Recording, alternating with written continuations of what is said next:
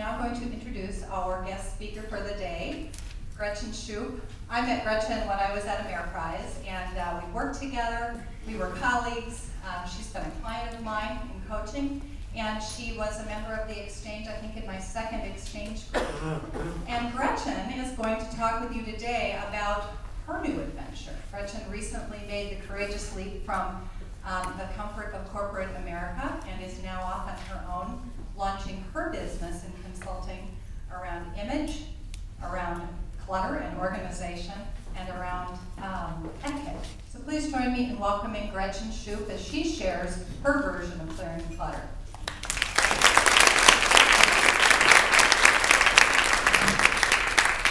Thank you. Good morning. I want to say thank you to Martha, and then also thank you to Eileen in the back and Ann in the back. It takes a lot to put these things on, so I appreciate that. And thank you especially to Martha for inviting me up here today. It's great, especially when I'm launching my own business. I started organizing last year, and I really loved it. So when the opportunity came this year for me to change, it was great. And the reason I love organizing and helping people organize because it makes them feel better. Okay, so it's not about what looks better, it's about what feels better. So we're going to talk about my top 10 tips for clutter. With this, you can make notes on this and take it with you. So let's see here. Number one is prepare for it. Actually, that's the first section. Number one is to focus. So if you were to go and say, you know what, I'm going to clear out that basement. That's what we heard from a lot of people today. I'm going to clear out my basement this weekend. Don't say that to yourself. You're setting yourself up for failure. Okay? By focus, you want to say, I want to do one drawer a day. I want to set my timer for 10 minutes. Just focus on one area. Or I'm going to focus on the left corner of my basement. But don't do the whole thing. So focus. The next thing is schedule. You have to schedule the time to do it. And figure out when is the best time for you. It's not a good idea to do it when you're tired, you're hungry, or you're angry. And that might be all the time. Yeah.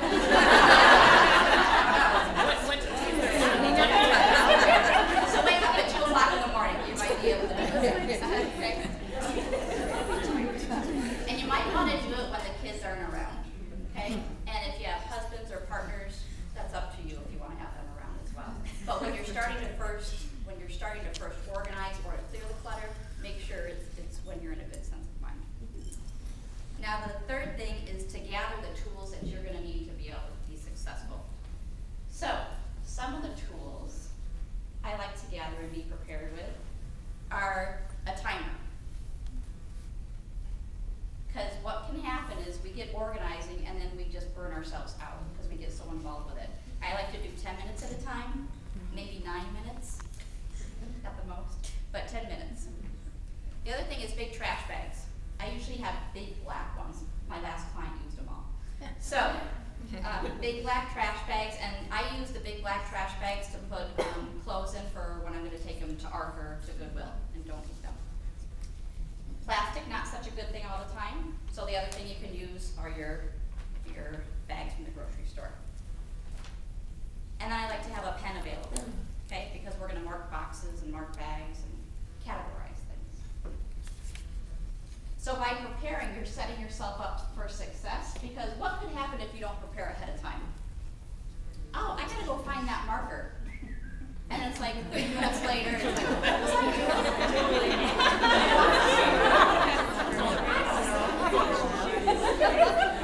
So we all get distracted by the bright, shiny objects in our lives. Yeah.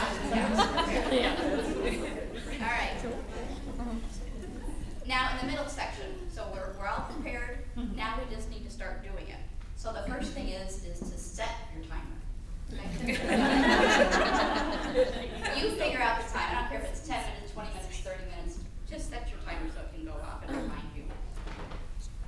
The next thing you want to do is think of questions that you're going to ask yourself. I'm going to give you 2 questions, and some of you might have other ones that you like to use. But one of them I like to use is, do I love this?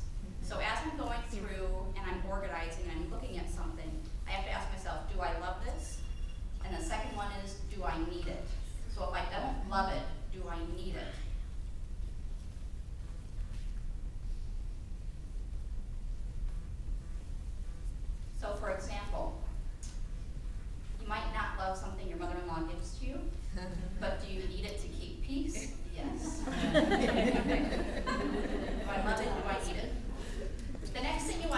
start sorting in piles, okay? And I like to make sure that when you're preparing and you have your boxes or your bags, that you do label them. And these are the labels that I like. You can make them for whatever you like. But number one is you keep a pile for things that you can keep in that room. You put a pile for things that go somewhere else. Here's a question. Do you take that thing somewhere else while you're sorting? No, once again, right? You're gonna lose it? You're gonna lose your time. The next pile you wanna create is donate. And that would be donate to a charity or ARC or have them come pick it up. Another pile to give to someone else. But I wanna caution you with give to someone else. Don't give it and create clutter for them. If it belongs to somebody else, absolutely give it back to somebody else. But if you're looking at something and say, oh, my sister would love that, and you go, you know, maybe save your sister. Another pile is throw it away.